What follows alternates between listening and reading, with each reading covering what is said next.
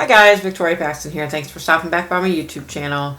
This little butterball right here is D Minor. You've probably seen her in my videos when I've been at cemeteries, running around in the background.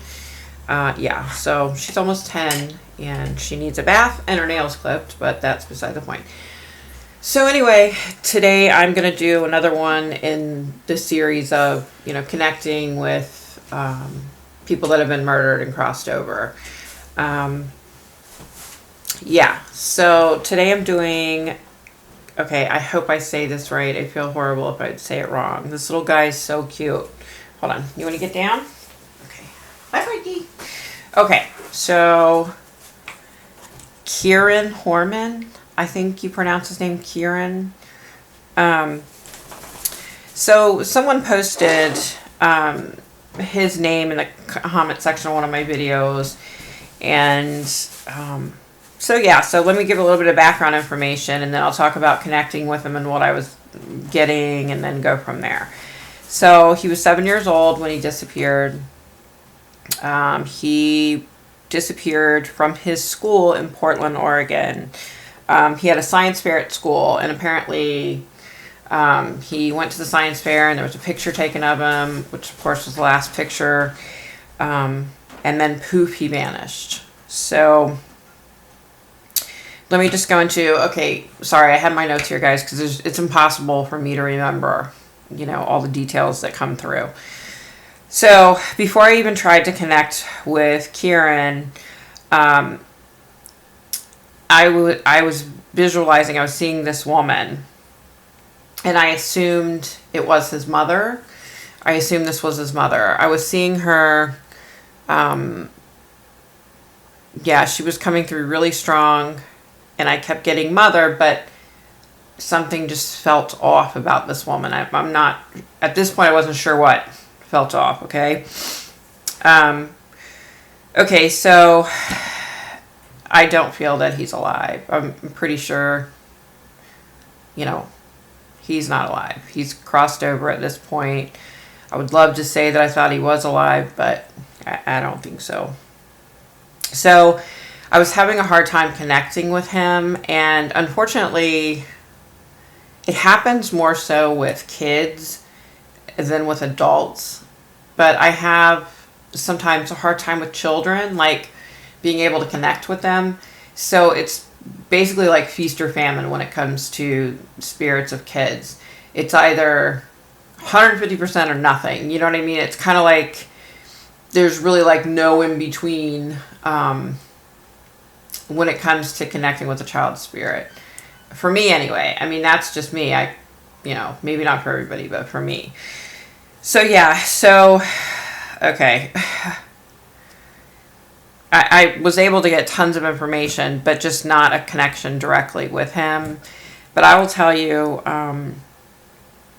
I felt, and let me explain too, a lot of times when I see people coming through that are still alive, when I get the information, I can basically feel what the victim was feeling, okay? So with this little boy, Kyron, I felt so like, I'm empathic, I'm an empath, so I felt so let down and so sad, and I felt like this woman just, like, no matter how hard I tried, she was never going to love me. That's what I felt like. And he tried. He wanted her, he wanted her so badly to like him and to accept him. I started getting like more and more things, and I started getting confused because I was like, wow, his mom, how can his mom be like that towards him? I mean, I know there are a lot of piece of crap mothers out there, and a lot of them will kill their kids and not even think twice about it. I don't know why, but it just, I don't know, something didn't feel right. So it felt different. Usually when a spirit comes through, or, when I connect with a spirit, if it's like a mom or a dad, I can basically almost, a lot of times, not all the time, I'm not going to say that, but I can distinctly tell the difference. So I can tell the difference between, say, a father figure and a random guy that you're friends with.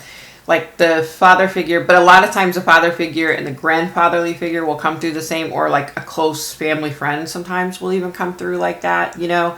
Like I have a family that I would consider them their kids' cousins, and the mom and dad and another aunt and uncle, when they're not, you know, they're not technically related to me, but I look at them as like an aunt and uncle figure. So yeah, so I just wanted to distinguish. So yeah, so something just felt so off and different, just so off and so different about this woman as far as her title mother. Oh, and let me say too, guys, just so you know, like I play with my hands a lot. I play with my hair a lot, especially if I'm connecting to a spirit or if I'm trying to like go back and remember details. I'll start. It's just me. I apologize. I do it all the time. Like I think even if I were bald, I would do it. I'm sure I did it when I was bald, when I had all those brain surgeries. So that's sorry. It's just, it's hard to remember all of this information. You know, when you get hit with so many details, it's impossible to remember. That's why I have to like take notes, because there's no way I could remember everything I was getting, you know. And then I think too, one of the defense mechanisms I have is that I don't retain this information that long. And I think that's because if I retained, you know, like the sight of someone being dead and how they died, I think if I just kept retaining, you know, person after person after person after person, I couldn't handle it. I mean, I don't think I could handle it. Excuse me. So now my kitty cat, LMA, has decided to join us. And her eyes are having issues again. I need to do that teabag thing. But so if you see a tail in the picture, a black tail, that's my black cat. Black cat, Ella. Her name is Ella May B. B for black, because she's a black kitty cat. And because she's so cool, she just has the letter B instead of the whole word, because she's so cool like that. So, yeah. So anyway, I was seeing lies, hate, fraud, robbery, death. You know, this woman evidently has like a huge bag of tricks. You know, she's done a lot of bad things. Okay, come here, Ella. Come here. Come here, Ella. Come here. This is Ella, and she loves to be on camera whenever she can, huh? Yeah. Okay, so I feel like, I mean, this part's horrible. Like, I literally see this little guy in a trash bag. I feel like he was thrown away like garbage. I don't know how else to say it. Yeah, I really feel like he was thrown away like garbage. I do. It just tears me up. When I was getting this information, it was really hard. Like, it's hard to think of this cute little guy. I mean, he's so adorable. Like, how could anybody... Yeah, it's just so sad. I'm sorry. Okay. All right, I feel like... And this is kind of weird because... I mean, it happens with kids sometimes, but I don't understand. Like, I feel like he's afraid to come through. I feel a fear. I don't know. No, it's kind of... I don't know. Okay. So, about this part in my trying to connect and trying to figure everything out is when it finally hit me. I felt like there was a mom and a dad, and that the dad was married, and I was like, oh, light bulb. Maybe this woman is a stepmom, right? So then I was able to see her calling this little guy names. She would literally like flick him in the head like that.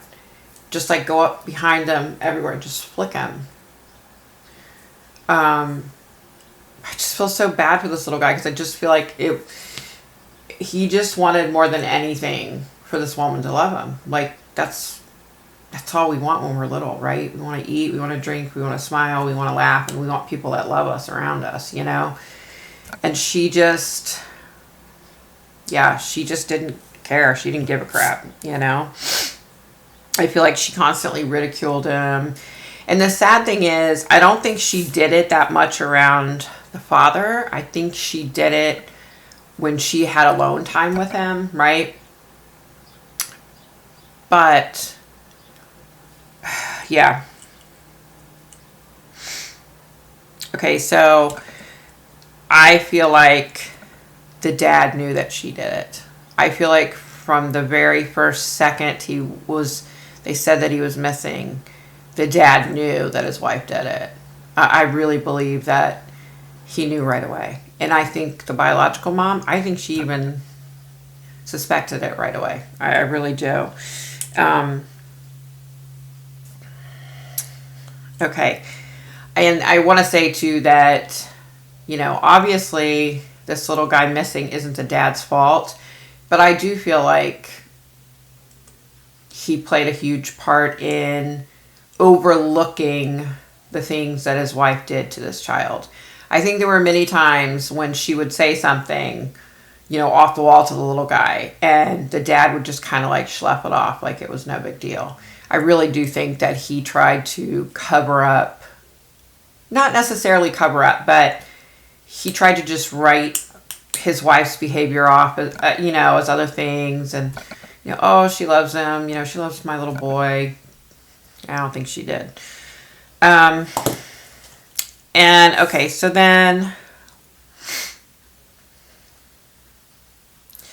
and I feel like there's a lot of things that this woman has done that are illegal. And unfortunately, she's gotten away with the majority of them. I think the police and all of this little boy's family know that she did it, that she's responsible for his disappearance. This is the other scary thing. So back a ways, I was picturing this little boy in a trash bag being thrown out. I couldn't see where the trash bag ended up. I couldn't see an ending. But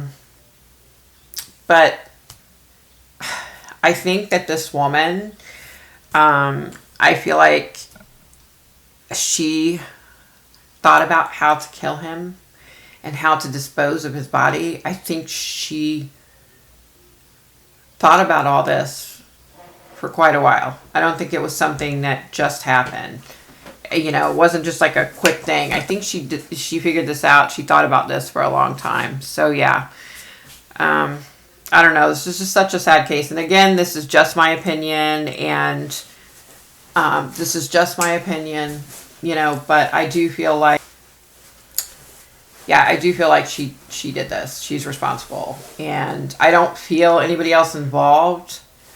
So I think it was just her that was involved. But yeah, again, this is just my opinion. I don't want anybody coming back at me.